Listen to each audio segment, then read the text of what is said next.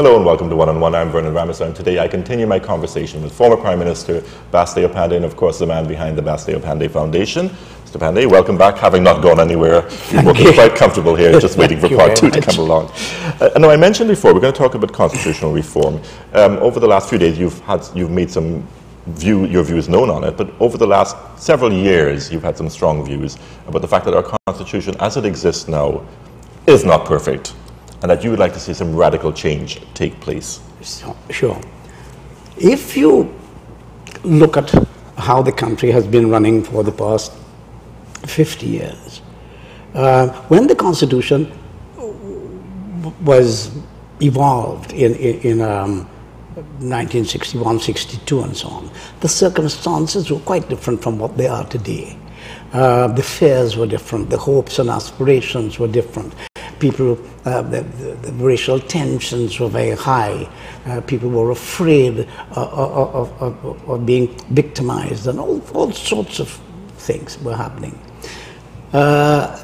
Over the past 50 years, the consciousness of the people have developed, and they have new hopes and new visions and new aspirations and new fears, and the Constitution do not and cannot take care of that. It is said that the function of a Constitution, put in non-academic language, is to improve the quality of life of its people. It really has no other purpose. It sets down the rules by which the government is run, but the purpose of setting down those rules and saying that the government should operate in a particular way is to improve the quality and conduce to the happiness of the people's lives. This Constitution is not doing that. And the evidence of that is the tremendous dissatisfaction that have been taking place under the last regime, under this regime. And the only answer is constitutional reform. It would have to be fairly wide-ranging, wouldn't it? Well, yes. It comes down to the very way our government is structured, even. I hope they are not confusing constitutional amendments with constitutional reform. There is need for a complete overhaul of the Constitution. For example, under the present Constitution that we have, which was inherited from the British, that's the Westminster Cabinet type government, the government is not separate from the legislature. There is no separation of powers at all. In fact, the government controls the legislature so that they determine what laws are to be passed, and they determine how those laws are to be implemented.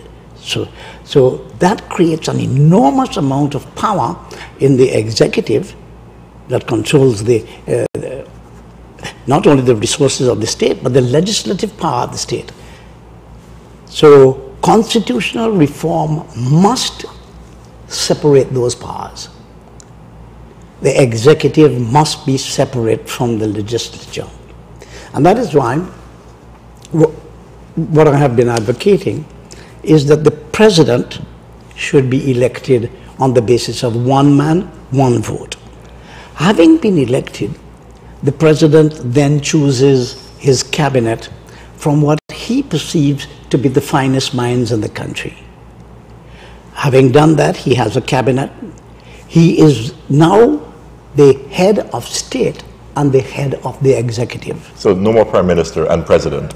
No. Distinction. We just have a president, executive president. Yes.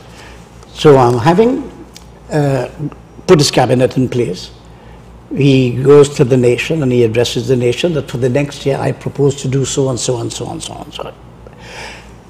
But he must go to the parliament in order to get approval for his program, finance for his program. But the parliament to which he is going is not the present parliament. I don't believe there is any need for a bicameral government in Trinidad and Tobago. A unicameral government is sufficient. Is that by virtue of the fact that we're a smaller population? Exactly, 1.3 million people, and it has its effects, as I'll show you later on. So I suggest a parliament of one house, a House of Representatives, call it what you will, but it's made up of about 100 members.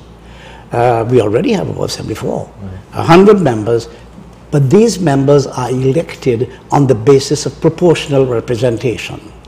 The effect of that will be that whereas the first past the post single member constituency has exacerbated the racial division in the population at election time, if not at any other time, that will be removed.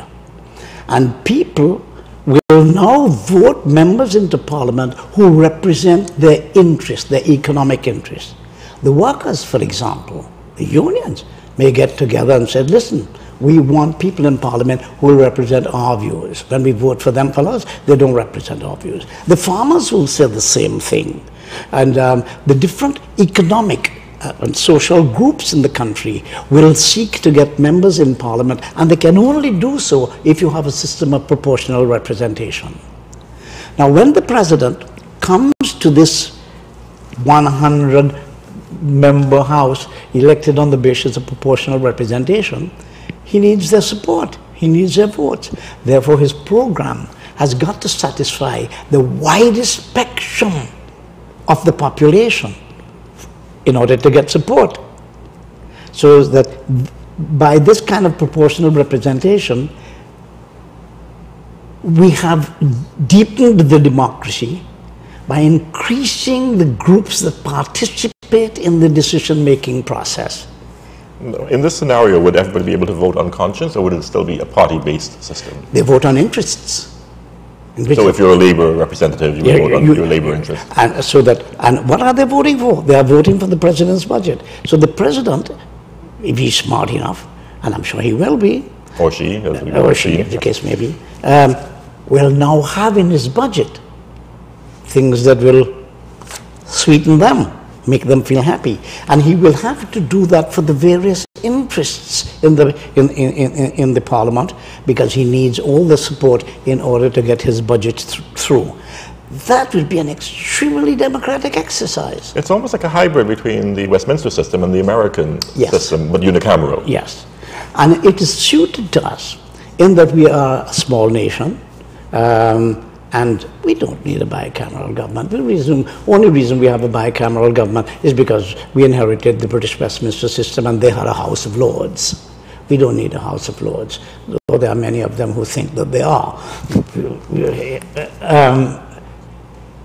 Another advantage of having 100 members in the House is that a committee system will now be possible. Let me tell you what happens today, at the present time. At the present time, there are 29 members from the government, 12 from the opposition. They have parliamentary standing committees and so on. And there are very few, but they are controlled by the government. Not only the government controls them, the government can ensure that they don't even operate by they're not having a quorum on the day that they are going to discuss something that the government doesn't like or feel. That is a system that does not permit the parliament to control the government.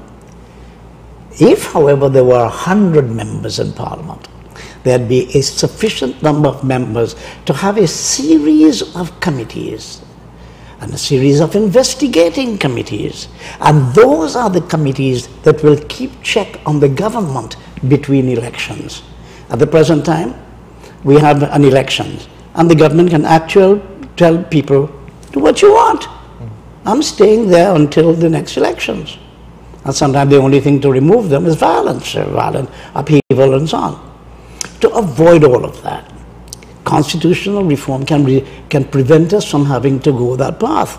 Isn't part of that, that's now you mentioned about violence and people being unhappy, is the fact that in any election in this country, I suppose most parliamentary democracies that are similar, is that you end up with a party that's in power and a number of disenfranchised people. That's the other point. Even if it's a 49%, they're 49% disenfranchised at that point. You are absolutely correct, which happened, we saw it, in 1981 with the ONR, who got 90,000 votes and no seats. And the opposition in that time got less votes. and formed the opposition. Then again with the COP, they got 140 something or 150, yeah. Yes, about 50,000 votes. Not a seat. Not a seat. So that the present system literally disenfranchises vast sections of the population, whereas proportional representation will allow different groups to get into the parliament and participate in the decision making. And it will have, as I say, 100 persons who will be able to keep check on the government between elections. For example, there are several questions arising right now. You ask the government about corruption and so on, and the government says, bring the evidence. The government controls the machinery to get the evidence, and they are telling this farmer and the taxi driver on the road that you bring the evidence and so on. That's nonsense. With the parliament as constructed the way I have suggested, humbly, of course, they will have investigating committees.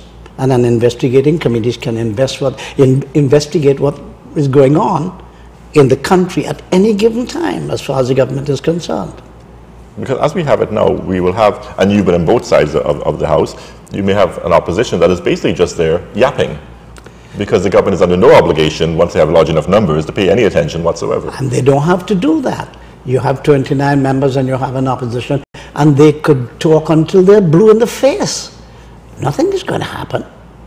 So the parliament really has no control over the government, because the government controls the parliament. With a system of the executive being separate from the parliament, that will not be so. That will be corrected. Was that something you had envisioned when you were in office? When you had the power to sort of at least get the ball rolling? When I was in office, what I was thinking in those days, and the circumstances I think required it, was what is called a government of national unity. You'll remember that was the theme that I was again, I was trying to find a system whereby there could be cooperation in the society under the present constitution. And I talked about government of national unity, national front government. I spoke to Chambers, I remember, when he was Prime Minister, about national front government. I spoke to Mr. Banning about it and so on. But they all disagreed.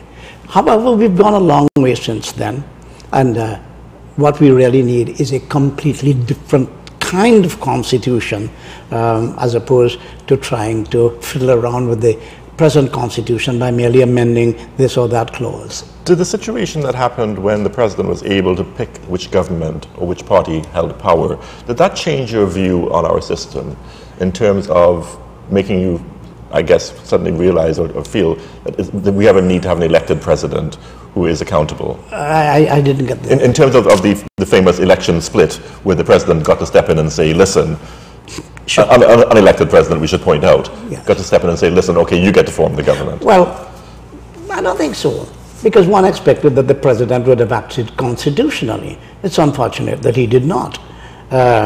One expected that would happen. And in fact, the legal opinions that were received from England was that he acted quite unconstitutionally. I don't think that influenced me. I think what is influencing me right now is that the present condition, really. For example, if there's an election tomorrow under the present constitution, what's going to happen? Either the PNM or the PP or whatever it is, one will be in the government and one will be in the opposition. And we will continue as we've been continuing for the last 50 years. There'll be no change.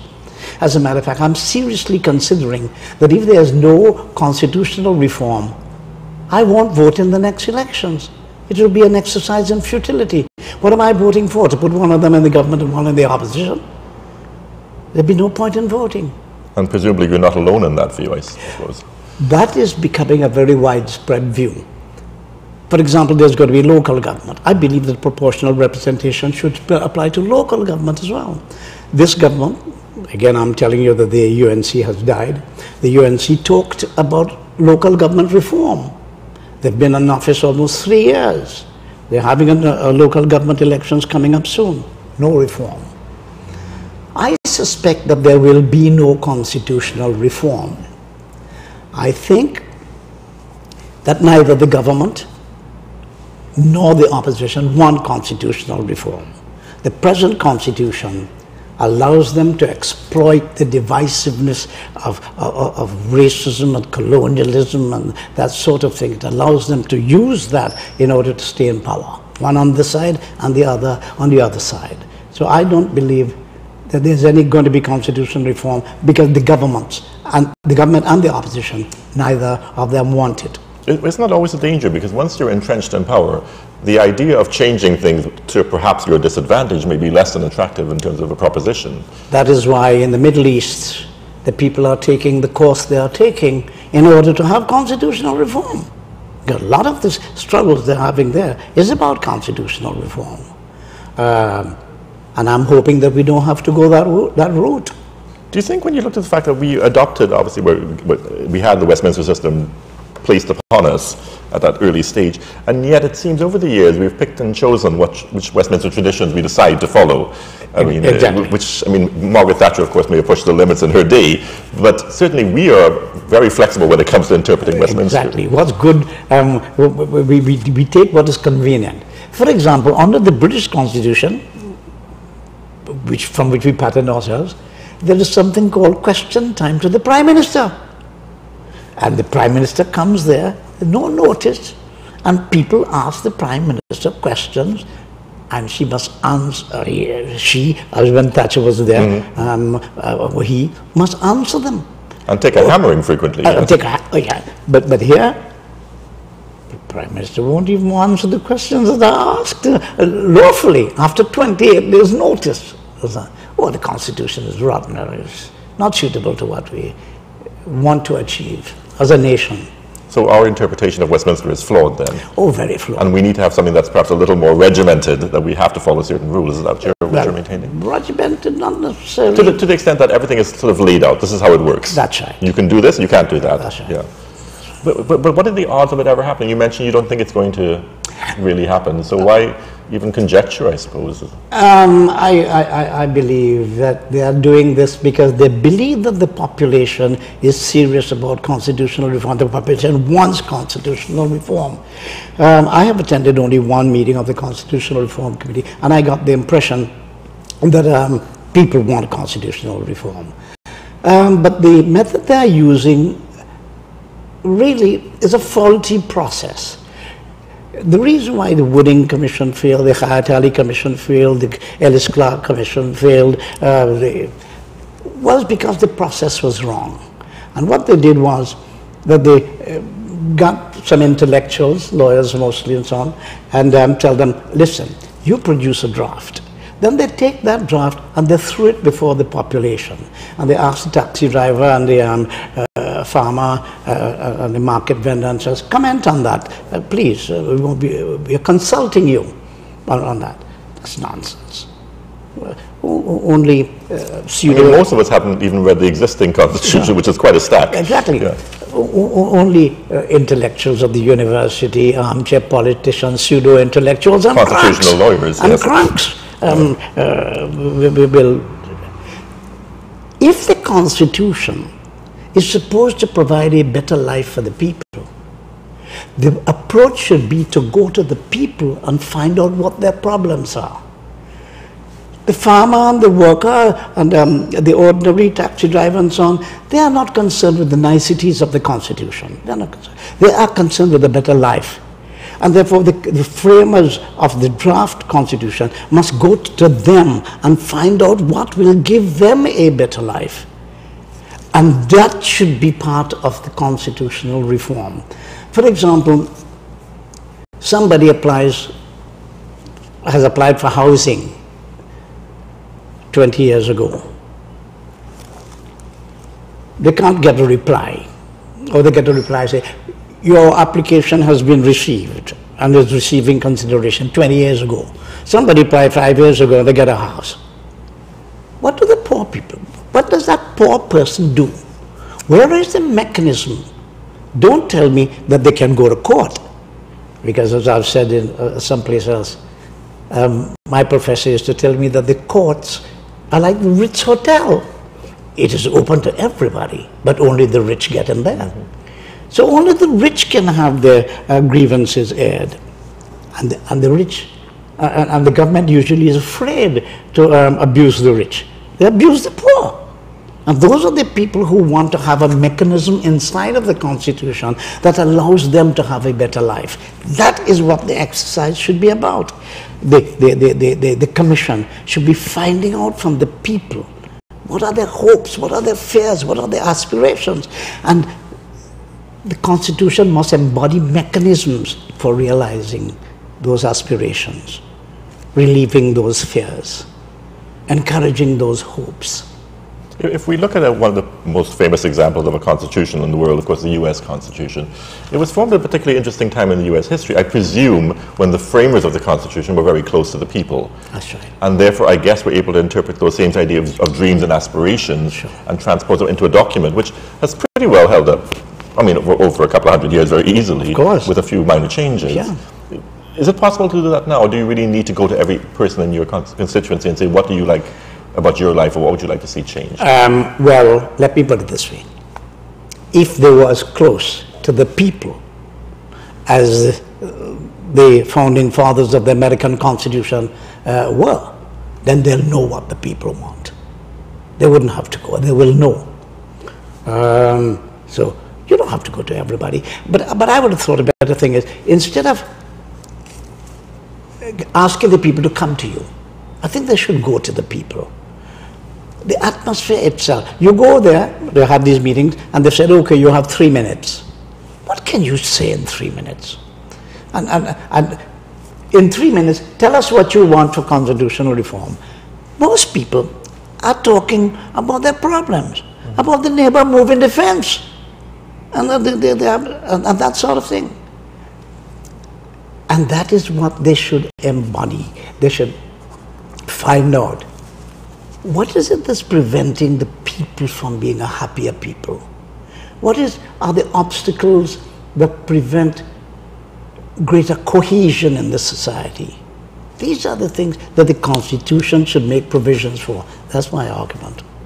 In terms of yourself, Mr. Panday, it must be difficult. You have this great weight of statesmanship on your shoulder, all the positions that you've served over the years. Not anymore, helpfully. You were a unionist, you were the Prime Minister, you were the leader of a party, the founder of a party.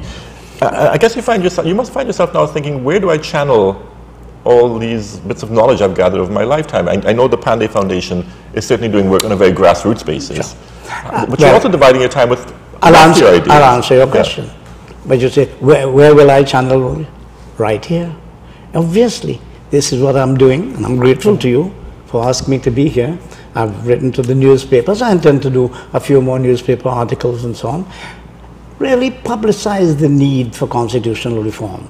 I noticed that someone has taken my old idea of a Monday night forum.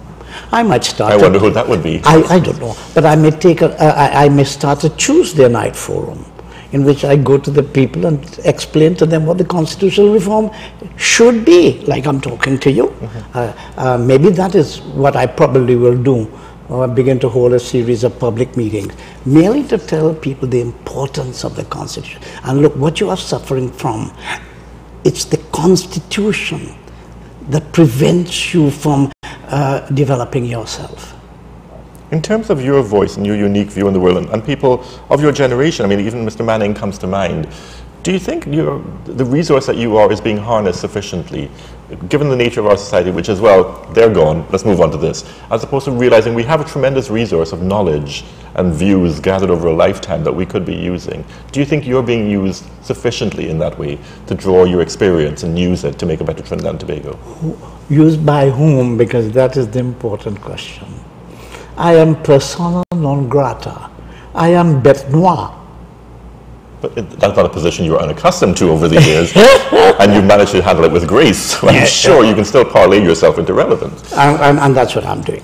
A newspaper, yourself, has been tomorrow on a radio program, and the radio programs, they do call and ask that I come and talk about constitutional reform, and whenever they do, I don't refuse. I go, whatever station it is.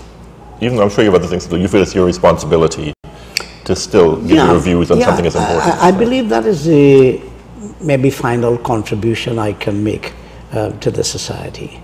we're almost completely out of time. I have to ask you, given that we touched on the passing of Lady Thatcher, your views on her as a leader.